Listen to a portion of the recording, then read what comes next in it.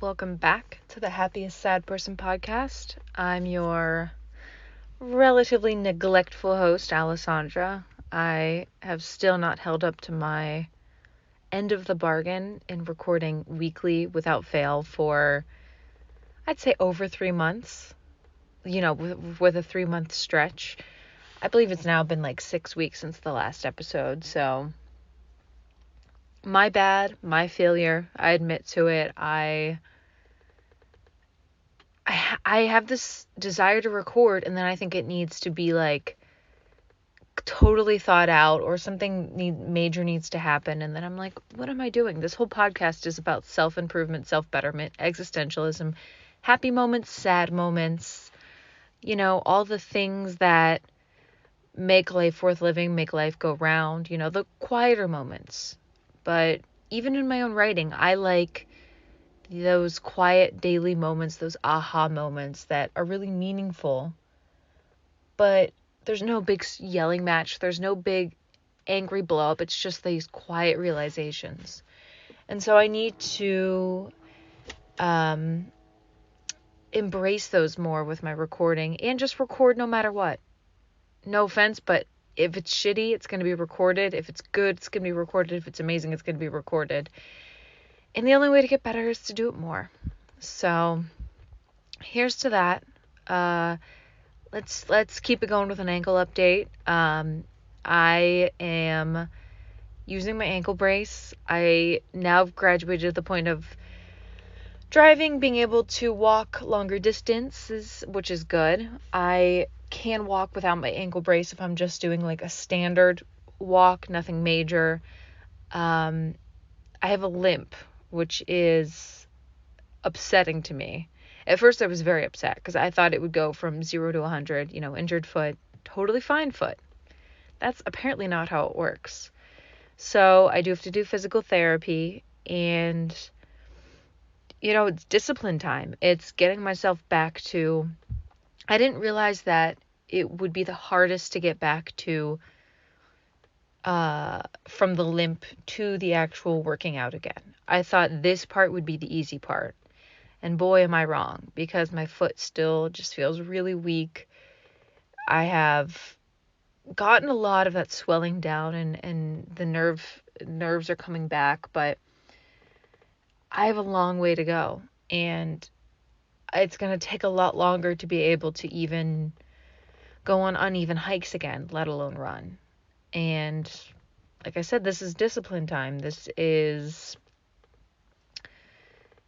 getting shit done, really buckling in for the monotonous, boring part of physical therapy, of doing things over and over again, which I sometimes like to slog through. I like that feeling of discipline sometimes. That's sort of like the trend of this week's episode is focus, discipline, and the boring monotony of daily life, but you have to make it beautiful in some way. And that sort of brings me to me really doing that in October, where I believe I introed Sober October. I'm going to have a dedicated video to that coming out. But I completed Sober October. I actually didn't drink the entire month of Sober October, and then I carried it through to, I believe, the 19th of November. It was my birthday on the 21st, so I celebrated the weekend that I went out for my birthday, and then I celebrated on my actual birthday. It was weird drinking again. First night I drank, didn't get a hangover, but I only drank a mixed drink and 3 beers. The night of my birthday, I drank, let's see, 3 shots of whiskey, 3 beers, and then 3 gin and tonics, all mixed around. So, of course, that's gonna do some damage, especially if you've not been drinking for a while. I thought my tolerance would be totally gone. Turns out you really have to be off the sauce to at least for me, to completely obliterate your tolerance. But now I'm realizing I want to do things in like month chunks. So Sober October, and then in November I really tried to keep the kitchen clean. I'm doing that with my brother, my dad, and we're all basically just making sure there's no cutlery, no cups, no anything really during the day. Making the kitchen dirty, keeping the sink clean, dishwashing dishes. It sounds silly, but like when you dedicate to having something being done all the time and then building on that skill with something new every month, you really feel really accomplished, and it feels really manageable, which I like, because sometimes daily tasks, maintaining daily life, all of those things feel really daunting and really impossible and scary. And so it's good to feel like that's accomplishable. So I haven't yet decided what December will be. I've been doing it with my family. So I don't know if it'll be hitting a certain amount of steps every month. I know my brother has already been doing that. Or I don't know, if you have any suggestions down below in the comments or wherever you're listening, if you want to DM me on Instagram, let me know suggestions for the challenge in December. Something daily, like a daily task, a daily maintenance, something to make your life better. And I'm not sure yet. Another one of mine was, I have a skincare device called the NewFace, and I bought it. It's expensive, and I haven't used it daily that often because it takes a lot of effort and time.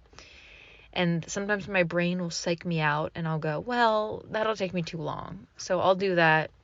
And I'll do that another day. I'll do it tomorrow. The classics, the lies to yourself. So it might be as simple as using that expensive skincare device that I bought myself that will make my skin look better. I'll see noticeable changes. It's a microcurrent device, and it sort of lifts the muscles under your skin. I don't know the exact science behind it, but that's the alleged idea behind it. And when I've used it consistently, I have noticed long-lasting effects, in a good way. So it does something. So yeah, a lot has been going on. It's weird. It doesn't feel like a lot. But another thing for me was, my birthdays, around the time of my birthday, is always really brutal for me. I get super depressed. I get super overwhelmed. I get so sad by the concept of getting older and aging. And I know it's aging. It's like, come on, dude, you're young. But like for me, it's another year closer to death. And as a young child, I used to have a fear of getting older. And part of it might be that my dad, every birthday, would say, you're never going to see 8 again. You're never going to see 8 again. And he'd say it till I cry. And I used to have a thing about birthdays, where if birthdays weren't perfect, that I would cry. I'd be upset. It's bizarre. It's the one time of year I expect everyone to like read my mind and do what I need them to do. And realistically, I know that's not plausible. Like, come on. That's not an option. But in my mind, I'm like, well, of course, it's my birthday. Why wouldn't everyone know exactly what I want? Why can't everyone show up the way that I need them to? It's almost like I need friends from forever ago or family to like come out of the woodwork and tell me happy birthday. It's like, why would they even do that? Because we're not even speaking anymore. So I'd like to, at some point in my life, really get over this. It's bizarre. It's like a cloud comes over me. It's like seasonal depression or something. It's like no matter what I do, no matter what, I will be crying around and on my birthday, and I will feel this. It's almost like a boot on my chest. That's how I often describe depression, but it's almost like an even heavier boot that's like so obvious, because sometimes depression can be insidious, quiet. It can creep in. It's like that boiling frog analogy. You don't quite know you're there until you're there. And you can't do those precautionary measures because you didn't realize sooner. But this is different. This is like being hit in the face or something, smacked in the chest. Like, it comes over me. It's brutal. It's miserable. And it doesn't matter what happens on my birthday, how amazing it is. It just freaking depresses me and makes me question everything, and then makes me panic about life. And I know a lot of people feel this way on like milestone birthdays and things like that, but like I get it every single year without fail. I just feel like the earth is ending, the world is ending, I'm ending. It's like this cataclysmic crash every year. And it's no way to live. It's not fun. It's not, I'm not trying to be dramatic about it. I'm not trying to make it a thing, but I can't help it. And it sucks. And so I really want to change that. But I guess I'll have to wait till next year on my birthday. But in the meantime, I want to that run up, I want to like talk to a therapist about it. Do some deep dives about why people have relationships with their birthday that are weird. Like, I've had it forever. Even as a little kid, my mom was like, yeah, you've been weird on your birthday. So maybe it's because I've been sensitive as a kid growing up. Maybe it's because I have a different sense of like time going by than other people don't. I don't know. But I feel like it's also gotten worse and worse as I've gotten older. Like maybe my outbursts on my birthday when I was younger were like bigger, a bit shorter. These are more prolonged feelings of sadness. Last year was worse than this year, but this year felt heavier. So that's going to be something I need to really acknowledge and work on. And yeah, I don't know if I'll ever get over that. And I've sort of come to peace with that because I've had this for so long in my life where I'm just like, yeah, if that's how it is, that's how it is. But now getting up to present day, today is Thanksgiving. So happy Thanksgiving, everybody. I hope you're enjoying it however you enjoy it, because I think sometimes people treat holidays as there's a prescription to it. There's a way that you have to do it. And sometimes that's not how it works. Some people are on call as doctors, or my cousin's an ER first responder, and they all have to celebrate Thanksgiving as a family a day later. Some people just don't have a big family and they celebrate Thanksgiving by themselves or with a couple people. Either way, or if you have a big family and it's a big to-do. I hope whatever you're doing, you're enjoying it or you're making the most of it, because sometimes you don't need to enjoy something to make the most of it. And remember, every year can sometimes be different. A tradition isn't broken by 1 year, one chain link in the entirety of them all being broken. The other chain links can make up for, a straggler or two. So if you have to get back to your tradition next year, so be it. Who cares? For me, I'm dog sitting. So I finished dog sitting and now I am going over back home for Thanksgiving. I pulled over the trail to record the first part of this episode. I'm recording the second half a little bit later. But yeah, today I had the most bizarre dream. I was at home. How every dream feels surreal. It's like familiar, but not. So I was at home. Thanksgiving was starting. I got anxious. I saw somebody come to the front door that was an old friend. And I just was like, I'll not see them right away. I'll go downstairs into the basement and do laundry. And then it's so funny when people describe dreams and they sound so absurd.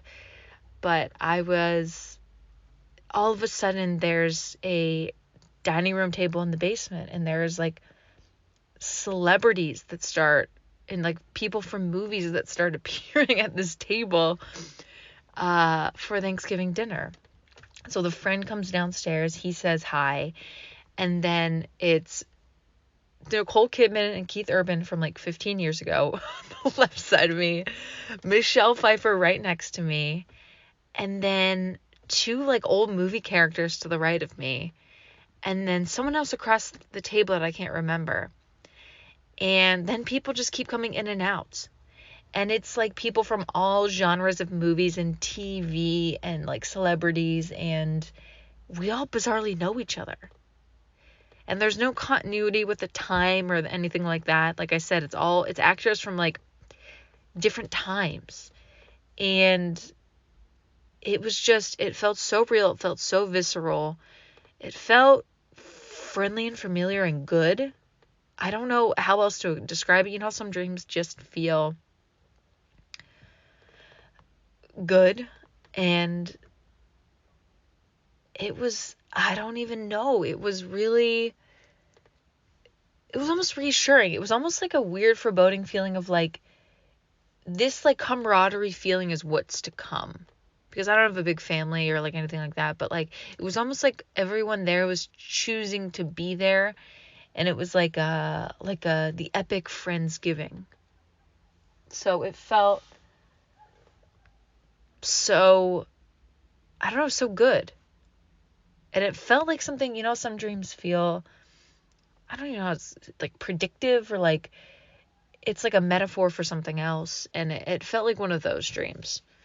You know, obviously, I don't know any of these people, and you can't have fictional, you know, movie characters come to a Thanksgiving or be your friend, but it felt like almost like a sense of familiarity and like, oh, all these people, you know them somehow. You feel connected to them. They're not strangers. And I know that there's that theory of like basically you can't create new people in your brain, so like basically your brain shuffles through faces and throws them into dreams. But regardless, it was like a really cool, really weird dream, and it just felt so real. So let me know what you think that dream means, or like why people have, what's like your theory about dreams, or why people have more intense, unique dreams at certain times than other times. Because most of the time I do not dream, like at all. When I do dream, it's usually like good dreams that feel good and they feel like you want to go back to sleep and get back in them. Like today I went back into that dream like twice and it felt so good. So I don't know. Now I want to like go back to sleep and then get back in that dream. I was also so tired. Like I wasn't planning on taking a nap, and you know, sometimes when you just are like, I have to fall asleep. But I have to go to Thanksgiving now, so I'm going to pick up with the second half of this episode later tonight. And yeah, we'll see what else we'll chit chat about. All right, till part 2. All right, part 2 of the episode. I'm back. Well after Thanksgiving. Well, a couple days after Thanksgiving. Ironically enough, the same spot. I'm sitting literally in probably the same parking space at outside the trail, where I just did a nice 40-minute walk. For me, with my damaged ankle, a nice good brisk pace. Between a 20 mile minute and a 23 minute mile. There we go. 23 miles, I wish. But it felt good. And it makes me realize what this episode is all about, which is discipline. The little moments, the little things that get you through. So for me, the reason why it took me a couple days to get back, even though I wanted to record after Thanksgiving dinner, was because, like I said before, I get so anxious during my birthday, during the holidays. I don't know what it is, but like with my own family, sometimes I just get this wave of anxiety during the holidays. Like Thanksgiving dinner, I always feel on edge. Like I need to be like a certain level of entertaining, or I would sometimes, because my family is so small, I'd get like cornered on Thanksgiving. And so I think I still have this residual feeling of like panic, because I don't like that feeling of being cornered. I don't like that feeling of having nowhere to go, of being sort of like interrogated, especially right now where I'm really not where I want to be. And I'm obviously doing some things right now, but a lot of it is internal projects I'm working on. I really have nothing at this point tangible to show for what I'm doing. And sometimes that's tough to explain to people. And sometimes you don't measure up to everybody else that's doing, really grand things, or on the surface seems really successful. I've done a lot of work on myself, but that's hard to show people. That's hard to prove to people. And I know it myself, and I'm, actually really proud of myself, of where I've come, from where I've come to where I am now. But to explain that to somebody, unless they see that change in you, is really difficult. And it can sometimes be demoralizing when somebody asks you, when they have certain expectations of what good is, and when they ask you what you're doing, and you have nothing that fits into their category of good. And so I think growing up and my whole life, I've always felt like I can't measure up to what other people are doing, for those traditional things. And for me, I don't care. I really don't need to fit in with what everybody else is doing. But in those moments, I think I feel kind of bad about myself, and it kind of brings me back to like those feelings of feeling not good enough as a kid. And so I think that's why the holidays are tough for me. And I can't handle that anticipation of like waiting for when I'll be cornered, waiting for those moments. And I need that feeling to go away. And again, it takes time, and it takes a lot of me realizing that I don't need to measure up to anybody. Even though I think I'll always still have that feeling and that desire, I don't need to. And who cares? And I should look at holidays as fun and exciting and joyful, not as like draining and anxiety driven and sort of miserable. And I know that sounds really sad and mean, but I feel that way sometimes. Like it's very much an obligation, obligatory. I feel like I have to put on a show, or like a facade, or a character. And I really don't do that in my regular life anymore.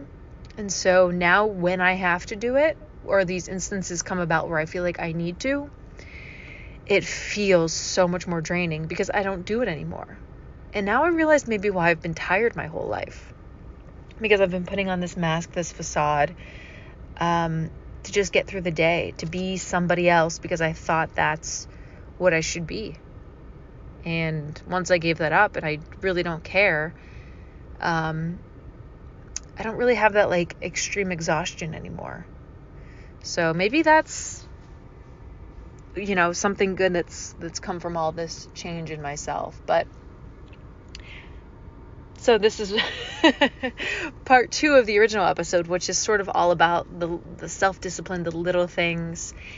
And especially going through the holidays, I've realized the more I keep up with my little behaviors that are improving my life and sort of building upon them and keeping myself structured, it's a little bit easier to get through these really tough times for me. And even just now, the discipline of making phone calls I needed to make, and then, being on hold on the trail and going for a walk, and feeling these little compounding efforts add up. I feel like I'm now I hate when people say I'm in the season of this thing. I'm in, this is the season of my life right now where I'm doing this, but the cliche is true. I am in the season of self-discipline, head down, grinding. And so to end the episode, I feel like there's nothing better than, or there is no one better to talk about like the grind, the hustle, but in like a genuine way than David Goggins. And so from his book, I pulled a few quotes. I'm halfway through his book, and I love it. I love him. He is a former Navy SEAL. He was someone that was super overweight, and lost a bunch of weight, has run 100-mile races. He ran on broken ankles. He is a force to be reckoned with. He is somebody that can enter the pain cave, and the only battle is with himself, and he will always succeed. He is someone I immensely look up to, someone I highly recommend everyone start with his Joe Rogan interview, and then you can find him on other podcasts. And he is just the epitome of how far the human brain can take you paired with the strength of the human body. really impressive stuff. So I only read one or two things, but I wanted to read a couple of quotes because I just think his book is called Can't Hurt Me, Master Your Mind and Defy the Odds. And so these are a few quotes from that book. We habitually settle for less than our best at work, in school, in our relationships, and on the playing field or race course. So true. Most wars are won or lost in our own heads, and when we're in a foxhole, we usually aren't alone. And we need to be confident in the quality of the heart, mind, and the dialogue of the person hunkered down with us, because at some point we will need some empowering words to keep us focused and deadly. A lot of us surround ourselves with people who speak to our desire for comfort, who would rather treat the pain of our wounds and prevent further injury than help us callous over them and try again. We need to surround ourselves with people who will tell us what we need to hear, not what we want to hear, but at the same time not make us feel we're up against the impossible. I always feel like I'm surrounding myself with people sometimes that can be an enabler, and so I'm really now trying to consciously surround myself with people that are ambitious and empower themselves. If you want to be one of those few to defy those trends in our ever-softening society, you will have to be willing to go to war with yourself and create a whole new identity, which requires an open mind. The most important conversations you'll ever have are those you'll have with yourself. You wake up with them, you walk around with them, you go to bed with them, and eventually you act on them, whether they be good or bad. We are all our own worst haters and doubters because self-doubt is a natural reaction to any bold attempt to change your life for the better. You can't stop it from blooming in your brain, but you can neutralize it and all the other external chattering by asking, what if? We all need small sparks, small accomplishments in our lives to fuel the big ones. Think of your small accomplishments as kindling. When you want a bonfire, you don't start by lighting a big log. You collect some witch's hair, a small pile of hay, or some dry, dead grass. You light that, and then add some small sticks and bigger sticks before you feed your tree stump into the blaze. Because it's the small sparks, which start small fires, that eventually build enough heat to burn down the whole fucking forest. That's such a wonderful quote. And then we'll end on, let's see, I had one more. Where is it? It's about what we do with the opportunities revoked or presented to us that determine how a story ends. And on that note, I think I'll end this podcast. So, be kind to your brain, feed it good things, and just remember that wherever you go, you take yourself with you. So start, like I'm trying to do, start creating a good relationship with yourself, with that thing in your brain, that person in your brain, whatever you talk to when you're sort of bargaining with yourself. And yeah, I look forward to coming back on for another episode. As always, questions, concerns, comments, criticisms, suggestions, whatever else you can think of, email to 11jacobsa@gmail.com. Check the podcast out on YouTube. Give us a follow at the Happiest Sad Person Podcast on Instagram. And yeah, as always, thanks for listening. Bye.